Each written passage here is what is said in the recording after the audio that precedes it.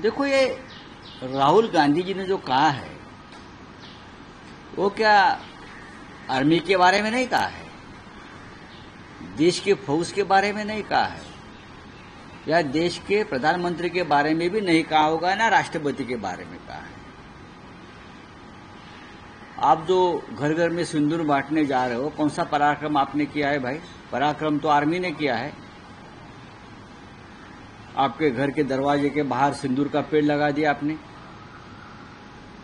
तो आप ये राजनीतिक फायदा लेने का काम जो आप कर रहे हो, तो आपको जवाब तो देना पड़ेगा।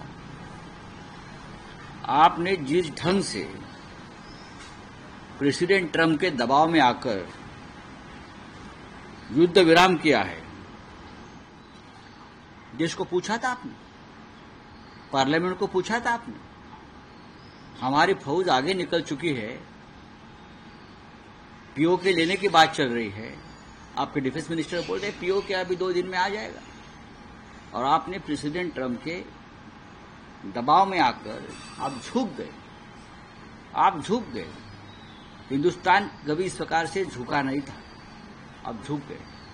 तो आपको क्या कहेंगे? देश के लीडरशिप अगर इस प्रकार से झुक गई है किसी के सामने, तो उसे सरेंडर होना ही बोलते हैं। अब ये हम नहीं बोल रहे, अब पुतिन ने भी कहा है। तो पुतिन पाकिस्तान का एजेंट है क्या?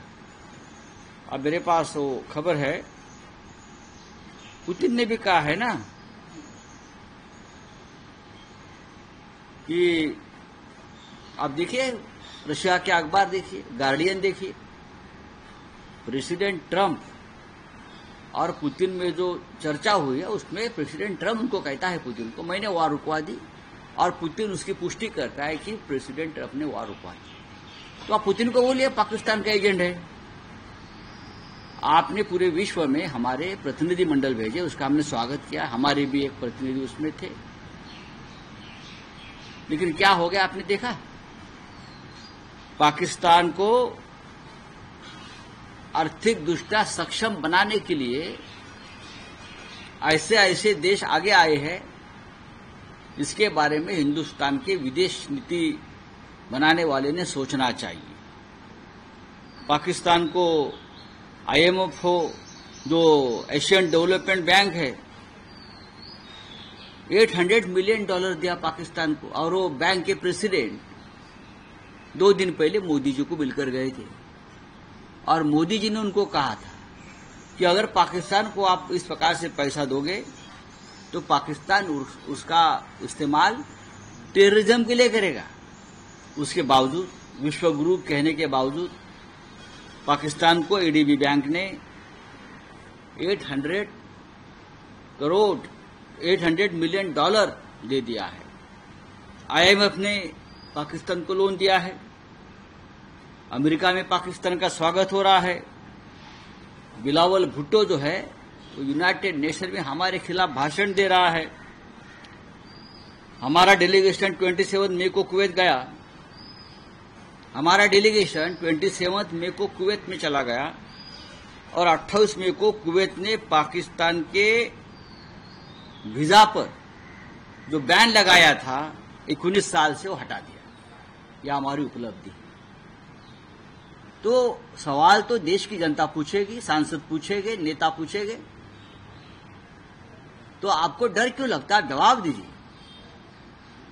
आपको सिंदूर का पेड़ लगाने से अच्छा है आप हम सबको बुलाइए, ऑल पार्टी के नेताओं को, और जो सवाल हमारे मन में है उसका जवाब दीजिए। उसी को तो डेमोक्रेसी कहते हैं ना। प्रधानमंत्री सवालों से भाग जाएंगे, और हम अगर कुछ सवाल या जवाब करेंगे तो आप हमको देशद्रोही कहेंगे।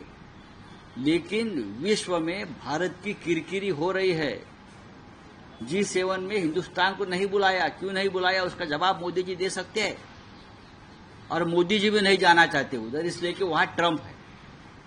अगर ट्रंप ने मोदी जी के सामने बोल दिया, अगर ट्रंप ने मोदी जी के सामने ही मंच से बोल दिया कि मैंने वॉर रुकवाई है, तो क्या मोदी मंच पर खड़े होकर ट्रंप का मुंह दबाएंगे? नहीं नहीं नहीं नहीं, ऐसा नहीं हुआ, हिम्मत है?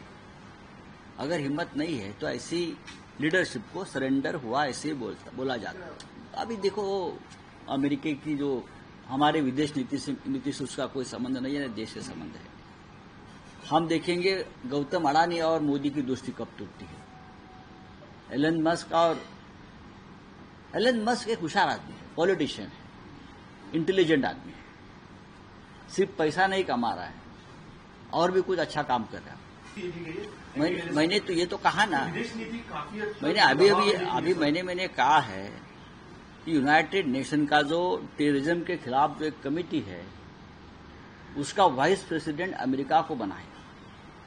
जिस पाकिस्तान को हम बार बार ये मांग करें कि टेररिस्ट कंट्री है, उसके ऊपर बैन डालो, सैंक्शन कर लीजिए, उसको ही अगर यूनाइटेड नेशन एक जो कमेटी है टेररिज्म के खिलाफ बनाई हुई, उसका वाइस प्रेसिडेंट बना देते हैं, तो भारत की विदेश नीति मुझे लगता है 10 साल में पूरी तरह से फेल नहीं, उद्ध्वस्त हो गई है। कोई आपकी आवाज नहीं सुन रहा है। सबसे पहले जयशंकर को इस्तीफा देना चाहिए, इस्तीफा लेना चाहिए। क्या ये जयशंकर को भी भेजेंगे उधर यूनाइटेड नेशन के कंपाउंड में सिंदूर का पेड़ लगाने के लिए?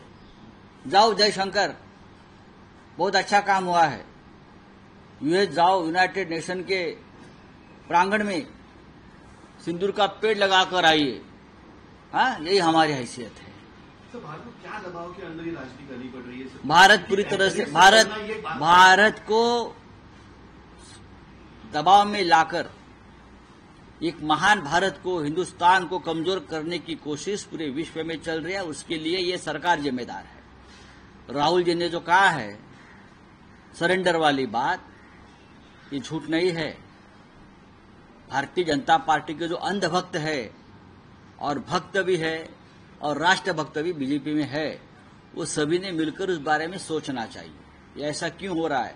अगर आप असली देशभक्त है तो पूरे विश्व में हिंदुस्तान की किरकिरी क्यों हो रही है, उस बारे में भक्त, अंधभक्त और देशभक्त तीनों ने मिलकर सोचना चाहिए। वो अपने देश से डरते हैं, ये लोग अपने देश में ही डरते हैं, जनता से डरते हैं, इस देश के लोकतंत्र से डरते हैं। ये लोग, ये डरपोक लोग हैं। आइए ना, मैंने कहा ना, जो बातें हमने अभी सामने रखी है पाकिस्तान के बारे में, रशिया के बारे में, प्रेसिडेंट ट्रंप के बारे में, हम सबको बुलाइए, मोदी जी को। नहीं तो मोदी जी को हम बुलाएंगे, हम चाय पिलाएंगे मोदी जी को, हम चाय पिलाएंगे मोदी जी को। हमको बुलाइए, हम बात करेंगे आपसे। बोला मग आम्ही सकारात्मक आहोत म्हणून खाली कार्यकर्त्यांचं मनोमिलन सुरू आहे ना। तुम्ही एक समजून कसं घेत नाही? आपण फार मोठे पत्रकार आहात सगळे लोक, आपल्याला महाराष्ट्राचं राजकारण चांगलं माहिती आहे। नेत्यांनी सकारात्मक भूमिका घेतल्यामुळेच कार्यकर्त्यांचं मनोबल वाढलेलं आहे। आम्ही सकारात्मक आहोत, माननीय राज ठाकरे सकारात्मक आहेत, त्यांचे सहकारी सकारात्मक आहेत, माननीय उद्धव ठाकरे साहेब सकारात्मक आहेत। आम्ही त्यांचे सगळे सहकारी या विषयावर अत्यंत सकारात्मक असल्यामुळे त्याचा परिणाम जमिनीवरच्या दोन्ही पक्षाच्या कार्यकर्त्यात झाला असेल तर त्याच्यामध्ये चिंतेचं कारण काय? तुम्ही स्वागत केलं पाहिजे त्याचं ना। बघा, ही जी मुलं आहेत सगळी, त्यांच्या जन्माच्या आधीपासून हे 2 भाऊ आहेत ना। मी त्या दोघांनाही पाहिलंय आणि जाहीरपणे तर आता मी 10 मिनिटांनी राज ठाकरे यांना फोन करतोय किंवा 10 मिनिटांनी मी उद्धव ठाकरेंना फोन करतोय असं काय सोशल मीडियावर सांगून तर कोणी एकमेकांना फोन करत नाही। काय सांगावं, फोन झाले सुद्धा असतील, पण काय तुम्हाला, बघा मी वारंवार म्हणत, तुम्हाला फळ दिसले असे कारण आहे ना, ज्याला तुम्ही फ्रुटफुल टॉक म्हणता, बरं का? तुम्हाला फळ दिसेल ना। तुम्हाला फळ झाडावरती यायला आधी बी लावावं लागतं, मग पाणी घालावं लागतं, मग रोपटं वाढवावं लागतं, मग फांद्या येतात, अशा अनेक प्रक्रियातून फळ येतं। त्या प्रक्रियेला सुरुवात झालेली आहे आणि मला पूर्ण खात्री आहे की काही दिवसांनी तुम्ही म्हणाल खूपच झाडाला फळं आली आहेत, एवढी लवकर फळं आली कशी? फळं येतील ना, फळं येतील। अमित ठाकरे यांना मी त्यांच्या जन्मापासून पाहिलेलं आहे, गोड मुलगा आहे। जसा आमचा आदित्य आहे तसा अमित आहे आणि त्याची विधानही फार गोड आहे. त्याच्या मनामध्ये जी भावना आहे त्या भावनेचं मी त्याचा काका म्हणून स्वागत करतो. आणि फार छान ते त्यांची हल्ली विधानं फार चांगली आहेत. आदित्यचं भूमिका फार उत्तम आहे. आता तुम्हाला मनोमिलन म्हणजे अजून काय मनोमिलन हवंय? मग होईल ना. मी कॅफेमध्ये नाही, मी घरी जाईन. आमच्यासाठी ते कॅफे नाहीये, आमच्यासाठी ते दुसरं घरच आहे ना. मुंबई महापालिकेचा हा विषय आहे किंवा महानगरपालिकांचा विषय आहे. एकनाथ शिंदेंचा पक्ष आणि भाजपा आणि काँग्रेस राष्ट्रवादी या जमीन आसमानचा फरक. काँग्रेस आणि राष्ट्रवादी महाराष्ट्राचे शत्रू नाहीये. त्यांनी बाळासाहेब ठाकरेंची शिवसेना आज पक्षांतर झालेली आहे याआधी. पण ज्या पद्धतीनं अमित शहा आणि नरेंद्र मोदींनी महाराष्ट्राच्या पाठीवर घाव घातलेले आहेत तसे घाव यांनी घातलेले मला दिसले नाहीत. ते माननीय राजसाहेब सुद्धा मान्य करतील. त्याच्यामुळे ह्याच्यावरती भविष्यामध्ये एका टेबलावरती चर्चा होऊ शकते. दोन भावांमध्ये प्रस्तावाची गरज नसते. बघा, सुप्रियाताईची भूमिका जी आहे ती मी बोललो की त्या परदेश दौऱ्यावर असल्यामुळे त्यांची सही होऊ शकली नाही. पण सातत्यानं त्या सुद्धा या विषयावरती एक भूमिका व्यक्त करतायत. शरद पवार साहेब एक भूमिका व्यक्त करतात. आता आमचे जे खासदार होते ज्यांनी सह्या केलेल्या आहेत त्या सगळ्याच पक्षाचे खासदार डेलिगेशनमध्ये होते ना. तरी त्यांच्या पक्षाच्या प्रमुखांनी सही केली आहे किंवा खासदारांनी सही केलेली आहे. सर्वच पक्षांचे खासदार हे दौऱ्यावर होते. शिवसेनेच्या सदस्य होत्या, काँग्रेस, तृणमूल काँग्रेस, आप, डीएमकेच्या सुद्धा त्या प्रमुख होत्या. अनेक जण होते तिथे आणि सगळ्यांच्या सह्या झालेल्या आहेत. आता त्या आलेल्या आहेत देशामध्ये. या विषयावर त्यांच्याशी आम्ही चर्चा करू. राज्य सरकारची गाडी खिळखिळी आहे बरं का. हे एकनाथ शिंदे तर गाडीवर बसले असतील तर गाडीला अपघात करून दरवाजाकडून मी कसा उडी मारेन हे ते बघतील. देवेंद्र फडणवीस म्हणतील मी यांना गाडीतनं ढकलून मी कशी आखी गाडी ताब्यात घेतोय हे पाहते. आणि जो पाठी बसलेला जो नेता आहे बरं का, तो दोघेही बाहेर पडल्यावरती मी सीटवरती उडी मारून ड्रायव्हिंग सीटला मीच कसा बसेन हा विचार करत असेल. या तिघांमध्ये तुम्ही मला सांगू नका, मी जास्त ओळखतो. धन्यवाद. आपल्या परिसरातील बातम्या आमच्यापर्यंत पोहोचवण्यासाठी स्क्रीनवर दिलेल्या क्रमांकावर संपर्क साधू शकता. दूरध्वनी क्रमांक 8652414343.